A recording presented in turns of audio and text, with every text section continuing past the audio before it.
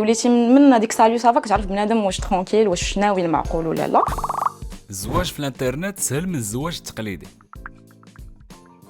كيجيني سهل حيت سورتو في انترنت كنقدروا نتواصلوا بزاف، تبادلوا بيناتنا بزاف ديال لي سوجي. بجوجهم كيبانوا ليا صامارش بخير، يعني ماشي هذا سهل على الاخر ولا هذا صعيب على الاخر. في الوقت ديالنا الحالي ولا سهل في انترنت حيت كنا كنستعملوا لي زابليكاسيون، كنا كندخلوا السوشيال ميديا، دوكو ولا عندنا واحد التواصل ما بيننا وما بين الناس اللي ما كنعرفوش. الزواج التقليدي كيدخلوا فيه بزاف ديال لي بيرسون، كاين الوالدين، كاين العائله، كاين شحال من حاجه. ديال الانترنت كيكون على الاقل بين دو بيرسون في الاول، يعني تقد تمشي. شحال هذا كان زواج تقليدي حيت ما كانش الكومونيكاسيون، مي بوغ لو مومون كلشي ولا ساهل. الزواج التقليدي هو اللي كيدوم.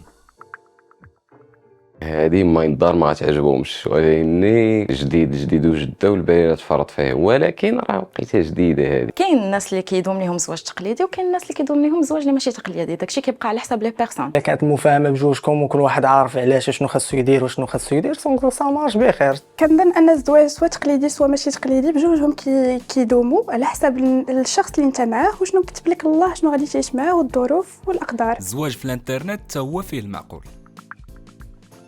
بجوج فيهم غيكون فيهم المعقول. علاش الزواج الانترنت هو بالضبط خاصو يكون فيه المعقول؟ الزواج ديال الانترنت كيبان لي هو اللي فيه المعقول اكثر بوغ لو مومون. بزاف باغمي الناس اللي كنعرف حتى هما تزوجوا سوغ لي زابليكاسيون هكا سوغ انترنت. كاينه لابليكاسيون موز اللي خلات بزاف ديال الناس يتعرفوا على بعضياتهم، فريمون الزواج ديالهم كنعرف ناس بلوس دو 5 ans. كاينين اللي تزوجوا بدي زيترونجي كاع كملوا بخير وتعرضنا العراسات ديالهم. دونك الزواج باغ انترنت سي با كيلكو شوز دو ميشون، بالعكس شي حاجه اللي زوينه. تقدر تزوج من الانترنت حيت عادي.